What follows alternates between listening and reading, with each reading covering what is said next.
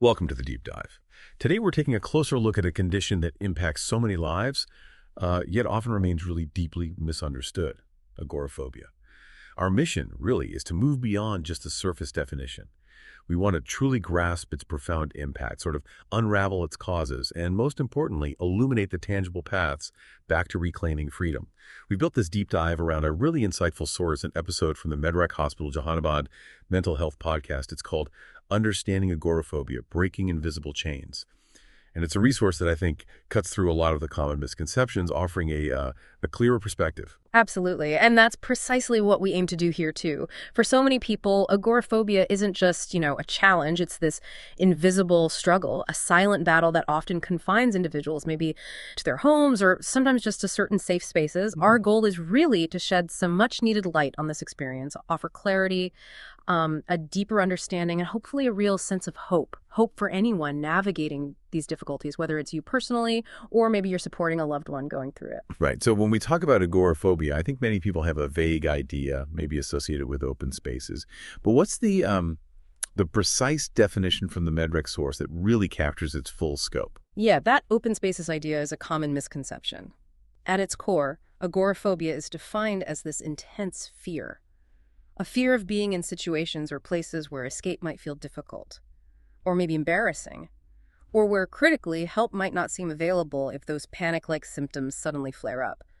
What's crucial to grasp is that it's not simply about the space itself, it's more about the perceived lack of control, and the potential for public humiliation or feeling helpless during a really intense internal experience. That distinction is so important. The source paints this vivid picture, which I found incredibly relatable. It asks you to imagine someone just wanted to take a bus to the market. Seems simple, right? A totally normal activity. But as that bus gets more crowded, their heart might start racing, breathing gets difficult, palms sweat, and then this flood of anxious thoughts rushes in. What if I faint? What if I can't get off? Who would even help me? It's that internal panic and the fear of not being able to cope that really defines it, isn't it? Absolutely. And what's really fascinating from a clinical perspective is how that initial intense fear then translates directly into very specific, often pervasive avoidances. It's not just a fleeting discomfort. It leads to this systematic shrinking of a person's world, often in ways that are frankly hard for outsiders to really comprehend. So you see people actively avoiding what most of us consider everyday things. Public transport, like that crowded bus or a train, that becomes a definite no-go zone. Shopping malls, too, with their wide open, sometimes overwhelming spaces and crowds, they can feel like an existential threat. Even crowded events, think festivals, local markets, maybe even a family wedding, they just become impossible to even think about attending. And in the most severe cases, this fear can escalate. It can get to the point where simply leaving the house alone feels like an insurmountable challenge. That phrase from the source really stuck with me. It's not just fear. It's the shrinking of freedom until life is limited only to safe spaces. It just perfectly captures that profound loss, doesn't it? Yeah. The isolation, the gradual constriction of life this condition imposes. Does the Medrec podcast touch on why this aspect often goes underestimated? It does. It highlights that because the chains, so to speak, are invisible and the fear is entirely internal, it's easy for others to dismiss it. They might just see it as shyness, maybe unwillingness. They don't see the intense physical and cognitive battle happening inside. All they see is the resulting avoidance, which can then get mislabeled, maybe as laziness or just a lack of desire to participate. And that misunderstanding, it makes the isolation feel even deeper. Yeah, that makes sense. Which naturally leads us to a critical question. What does this actually feel like for someone experiencing it day to day? The Medrec episode does a really excellent job here. It breaks down the symptoms into 3 clear, distinct categories. This gives us a much more comprehensive picture of both the internal and the external experience. So first, you've got the physical symptoms. These are like the body's alarm bells ringing really loudly. We're talking about a rapid, pounding heartbeat, maybe feeling like it might just burst out of your chest. Often there's shortness of breath or even hyperventilation, which creates this terrifying sensation of not getting enough air. People might experience profuse sweating, uncontrollable trembling, or really disorienting dizziness. Nausea or stomach problems are quite common too, and in some cases a feeling of faintness or even sharp chest pain, which is understandably incredibly frightening and often leads to fears of having a heart attack right then and there. Wow. And while those physical sensations are so immediate and, undeniable, the source highlights something else, something equally, maybe even more impactful. That's the cognitive symptoms, right? That relentless internal dialogue. It's not just the body reacting, but how these physical feelings trigger specific anxious thoughts. Thoughts that seem to shape and escalate the panic itself, rather than just being a response to it. What kind of thoughts are we talking about here? Exactly. These are the narratives playing out inside someone's head, and they're what really drive the avoidance behaviors. Common thoughts include things like, what if I have a panic attack right here and people laugh at me? Or the truly terrifying thought, what if my heart stops? What if I just can't breathe right here, right now? There's often a pervasive fear of losing control in public, making a scene, collapsing maybe, and this acute self-consciousness thinking everyone will stare at me if something goes wrong. These thoughts, they just amplify the physical symptoms and create this truly vicious cycle. They make the actual situation feel like an inescapable trap. The vicious cycle, yeah. And if we connect these physical sensations and these cognitive distortions, well, they directly influence behavior. This is where we really see that shrinking of freedom manifesting in tangible actions. So the behavioral symptoms are essentially the active steps people take to avoid triggering these terrifying experiences again.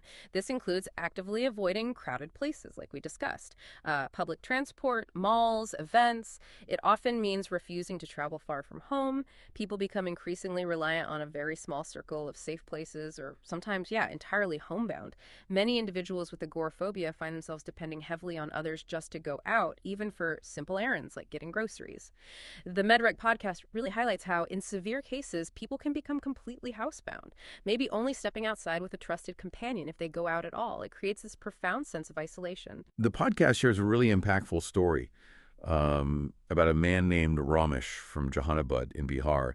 And it just vividly illustrates this progressive nature you're describing. He used to travel daily for work, normal routine for so many. But after one particularly bad panic attack on a bus, he started avoiding buses, which seems like a logical first step maybe. But then soon after, it just spiraled. He stopped taking trains, and then stopped going to markets, even stopped attending family weddings. Eventually, it escalated to the point where he avoided going out alone altogether. His world just kept shrinking and shrinking. And the source says that's how agoraphobia silently takes over life. It's such a sobering reminder of how insidious and progressive this condition can be if left unchecked. Ramesh's story is powerful, and it brings us right to the crucial why. What is it that triggers this profound fear and avoidance, this dramatic shift in someone's life? The source material gives us several key insights into the causes of agoraphobia. Primarily, yes, it often begins as a complication of panic disorder. You can think of it as this deeply distressing chain reaction. So a person experiences unexpected panic attacks, maybe in certain situations. The attacks themselves are so terrifying that out of this deeply ingrained fear it might happen again, they start avoiding those specific situations or places. What's really crucial here, as the MedRec podcast emphasizes, is that while panic attacks often start the chain reaction, it's the avoidance that really solidifies the agoraphobia. It becomes less about the original trigger and more about the fear of the fear itself. Does that make sense? Yeah, absolutely. The fear of the fear. Right. But beyond panic disorder, there are several other contributing factors that can play a role. Things like childhood trauma, maybe the early loss of a parent. These can disrupt a person's fundamental sense of safety and make them more vulnerable. Stressful life events are also big triggers. Things like a divorce, losing a job, or the bereavement of a loved one. These can overwhelm an individual's coping mechanisms. Biologically, some people might have an overactive fight or flight response in the brain. Their system is just constantly on high alert, kind of predisposing them to anxiety. We also see links sometimes to controlling or abusive relationships where a person's sense of safety and autonomy is already deeply compromised. And sadly, substance misuse can also be a factor. Often it starts as a misguided attempt to self-medicate or cope with underlying anxiety, but it ironically often makes the problem much worse in the long run. That distinction between the initial panic and the later role of avoidance, that's a critical insight. And what's also fascinating and probably often overlooked is that sometimes agoraphobia can appear without a history of panic disorder at all. The source points out it's not always that single clear-cut path. So in those cases, what other fears might be lying at the root? Exactly. That's an important point. In those instances, the agoraphobia might be linked to other deep-seated fears. It could be an intense fear of crime, for instance, or maybe a fear of falling ill in public with no one to help, or even more general anxieties around things like terrorism or accidents. The underlying mechanism is still the same: avoidance of situations perceived as unsafe or uncontrollable. But the initial trigger isn't necessarily a full-blown panic attack in the classic sense. It really highlights the varied psychological pathways that can lead to this condition. Okay, so given this complex mix of symptoms and potential causes, what does this all mean for someone listening who thinks, this sounds like me, or maybe for a loved one trying to understand? How do doctors actually go about diagnosing this? Well, the Medrick podcast really emphasizes a very human, empathetic approach to diagnosis. It prioritizes understanding over just ticking boxes or judgment. Doctors don't just look at a checklist. They engage in genuine conversations. They ask simple but really insightful questions to get a full picture of the person's lived experience. They might ask things like, do you feel stressed or anxious specifically when you think about leaving the house or when you're in certain public situations? Or do you find yourself actively avoiding particular places or social situations that maybe you used to enjoy? Another common question is, do you find yourself relying on others, maybe to do your shopping or travel for you, or perhaps to accompany you when you do have to go out? These questions are designed to gently reveal those patterns of fear and avoidance we've been talking about. And it's also really important to mention doctors will often run tests. They need to rule out other medical conditions, things like thyroid problems or maybe certain heart conditions, which can sometimes mimic anxiety symptoms. This ensures the diagnosis is accurate. And for anyone listening who might feel vulnerable or hesitant about seeking help, that purpose you mentioned is so important to hear again. The goal is not to judge you, but to understand your fears and find the best way to help. That initial step, feeling understood, must be absolutely key to starting that journey towards recovery. Okay, now let's get to the most empowering part of this deep dive. Because the good news, the really good news is, agoraphobia is treatable. The path to reclaiming freedom, it's actually pretty well defined. And with the right support, countless people do regain their independence and truly get their lives back. This isn't a permanent state. Precisely. That's the crucial message. The Medrick podcast provides a really comprehensive, multifaceted approach to treatment.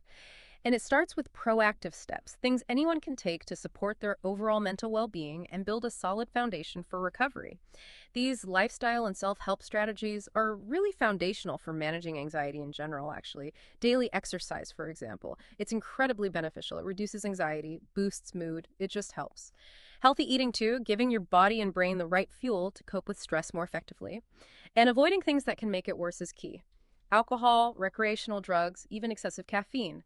These can significantly exacerbate anxiety and panic symptoms for many people. And of course, practicing techniques like deep breathing and various relaxation exercises. These are invaluable tools for calming the nervous system, especially in moments of distress. The source also gives some really crucial practical advice for what to do during a panic attack. Those terrifying moments when you feel utterly overwhelmed. The first step, and often the hardest, is to try and stay where you are. Resist that powerful urge to run or escape, because running away can inadvertently reinforce the fear cycle. Then, try to ground yourself. Focus on something safe and external, maybe your watch, a nearby object, even just the texture of your clothes. Breathe slowly and deeply. Consciously count, 1, 2, 3 inches, 1, 2, 3 out. This helps regulate your breathing and sends a signal to your brain that you're actually not in immediate danger. And crucially, remind yourself, talk to yourself internally. This is panic, it's not danger, it will pass. Repeating that can be really powerful. And finally, maybe visualize a safe, calming place, your temple, your favorite garden, a cherished holiday spot. Create a little mental refuge until the intensity starts to subside. Those are really practical steps.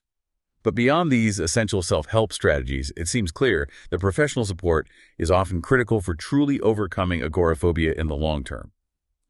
What kind of therapies and medical interventions does the source highlight as being most effective? Absolutely. Professional intervention significantly improves outcomes, there's no doubt. Cognitive behavioral therapy, or CBT, is really a cornerstone of treatment.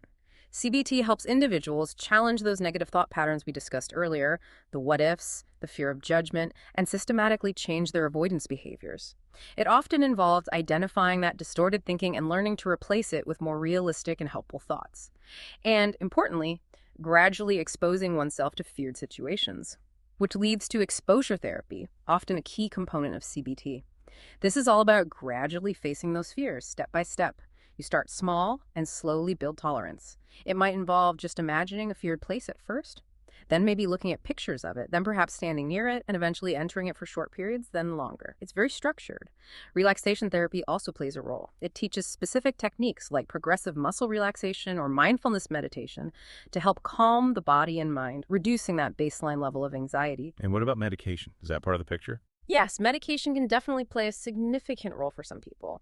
Always under careful medical supervision, of course, that's critical. The source mentions specific examples like SSRIs, those are selective serotonin reuptake inhibitors, like sertraline maybe, or SNRIs, serotonin norepinephrine reuptake inhibitors. Both types help regulate mood and anxiety by influencing certain neurotransmitter levels in the brain. Sometimes another medication called pregabalin might also be prescribed. The key thing here is that medication often acts as a tool. It helps manage the acute symptoms, making it easier for therapy to work. It creates a kind of window for deeper healing and behavioral change to take place. It's usually most effective alongside therapy. And finally, something we shouldn't overlook, the power of community and loved ones. It cannot be overstated. Support groups can offer a vital space. Talking to others who are going through the same struggle really helps reduce those feelings of isolation and shame, just knowing you're not alone. And family encouragement without pressure is equally important. Knowing you have a supportive network that understands, or at least tries to understand, and validates your experience, that can make all the difference in sustaining the hard work of recovery. We've really covered a lot of ground today, delving into the many layers of agoraphobia. It's clear, as our source material puts it, that this condition can truly feel like invisible chains. Yeah. It's such a powerful metaphor, isn't it? For the way it binds people, limits their movements, and dramatically shrinks their world. Often without others ever fully realizing the depth of the struggle. But remember, and this is really the vital message of hope we want to leave you with, it is a mental health condition. It's not a life sentence. That's so important. With the right combination therapy, those intentional lifestyle changes we talked about, robust support systems, and medical care when it's needed, those invisible chains absolutely can be broken. Freedom isn't just some distant dream. It's a genuinely achievable reality for so many people. So if you're listening, or someone you know is struggling with these kinds of fears, please don't stay silent. Reach out for help. There are resources available, there's support out there, and there is a clear path forward to reclaiming your life. And maybe, as you reflect on what we've discussed today, thinking about those invisible chains and shrinking worlds, I want to leave you with a final thought to consider.